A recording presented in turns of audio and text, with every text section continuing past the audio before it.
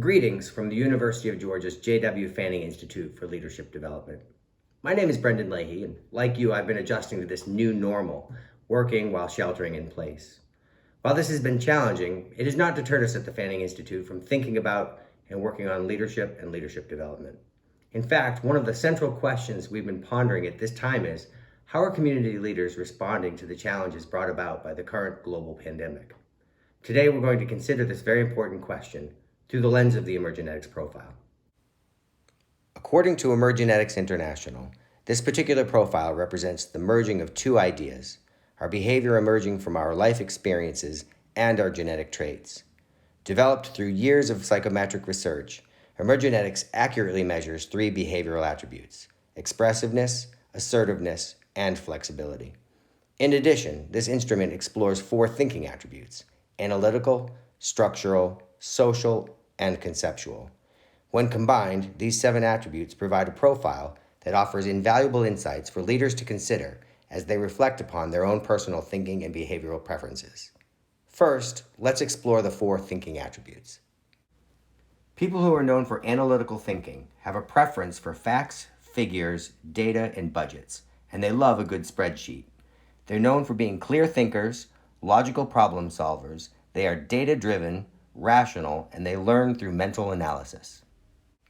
Structural thinkers have a preference for systems, structure, and task completion. They like an efficient checklist. They're known for being practical, predictable, they enjoy directions, they make and follow plans carefully, and they like closure. Social thinkers have a preference for relationships, positive group dynamics, and working with others. They need positive social interaction. They enjoy helping others, they're emotional, relational, intuitive about people, and they like working with and through others. Conceptual thinkers have a preference for big picture, creative, and out-of-the-box ideas. They are imaginative, intuitive about ideas, visionary, they enjoy the unusual, and they learn through experimentation. Now let's review Emergenetics' 3 behavioral continuums: expressiveness, assertiveness, and flexibility. Expressiveness is the continuum along which people are heard within the context of relationships, groups, organizations, and communities. Expressiveness is the outward display of emotions towards others and the world at large. People in the third of this continuum are perceived as talkative or gregarious. People in the first third of this continuum are perceived as quiet or introspective. Second third individuals may be perceived as reserved. However, depending upon the context, they may be perceived as quiet, introspective, or possibly talkative, moving on into gregarious. Assertiveness is the continuum along which individuals demonstrate their desire to influence the decision-making, strategic planning, and prioritizing processes within a variety of contexts. Assertiveness refers to the style and pace with which one advances thoughts, feelings, and beliefs. A third individual may present themselves as forceful or driving. A first third person may present themselves as a peacekeeper, all the way up to easygoing. A second third is one of those it depends individuals who may present themselves, depending upon the situation, as a third or a first third person. Flexibility is the continuum along which individuals demonstrate their comfort level with change, whether presented by individuals or contextual variables. Flexibility refers to the willingness to accommodate the thoughts and actions of others. People who are in the third present themselves as individuals who welcome change. First third individuals present themselves as focused or firm. Second third could be adaptable, could be accommodating, but depending upon the situation, may present themselves as third or first third. Now that we've had an opportunity to refresh our memories around the Emergenetics profile in general, let's take a moment to reflect upon how each of these 7 preferences may be manifesting within the context of today's COVID-19 situation. Analytical thinkers are actively seeking out pertinent data. They have learned all they can about the coronavirus and how it is transmitted. They have devoted time and energy to monitoring the curve and whether or not it is flattening, though some testing-related data is lacking. They have been monitoring disease mitigation efforts and the results.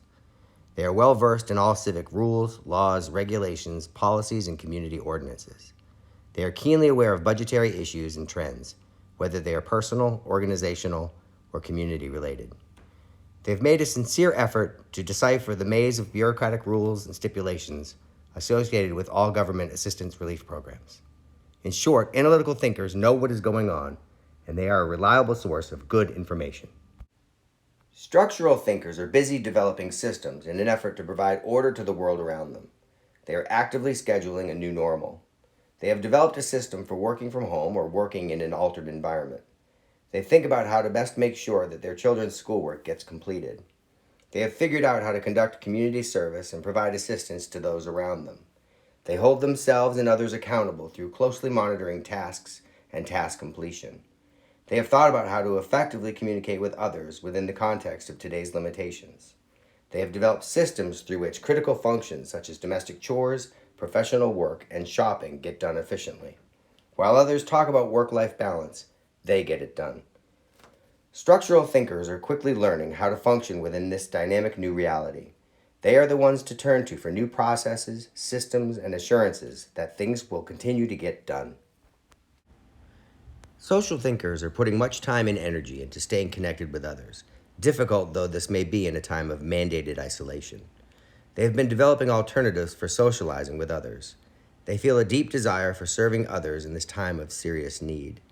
They coined phrases such as Zoom party, Zoom game night, and Zoom trivia. They remind us to thank the helpers. They reach out to plan social gatherings with appropriate social distancing. They develop and maintain listservs and group chats. They are prolific with social media. They embrace and are thankful for additional family time. They write letters, cards, and thank you notes. They have used this event as a reason to reach out to those with whom they may have lost touch. Social thinkers know how to take the distance out of social distancing.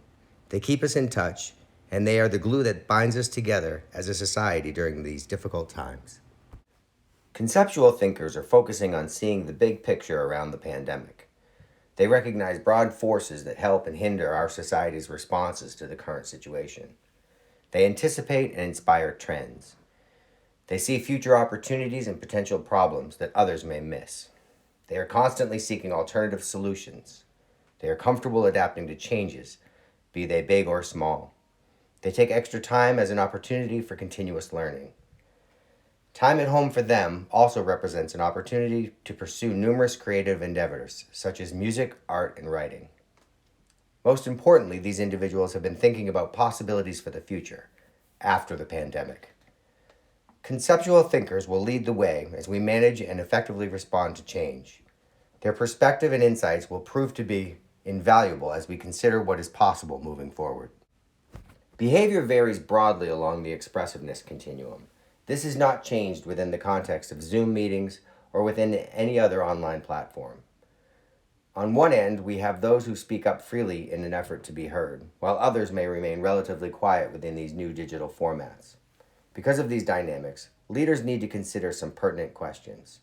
Are we hearing disproportionately from one end of the continuum? Are there individuals from whom we have heard very little or nothing at all? What measures can we take to positively tone down some members of the group while encouraging others to speak up? All members of the team are valuable. Therefore, we must make a concerted effort as leaders to ensure that all voices are heard. During this time, leaders should be giving some serious thought and consideration to the flexibility continuum, both in terms of their own flexibility as well as the flexibility of others. In recent days and weeks, we've endured significant and unprecedented changes. Virtually nothing is as it was before the virus struck. Some people appear to be easily adjusting to the significant life changes brought about by recent events, even embracing some of these changes. Others, however, are struggling with recent events and subsequent changes to our way of life. Because of this, leaders should reflect upon several key questions. Where do I fall along the flexibility continuum? Where do the people in my life fall? Do differences in my behaviors associated with flexibility present any challenges to the groups of which I am a part? What can I do in an effort to harness my own comfort level as well as the comfort level of others with flexibility to impact positive change?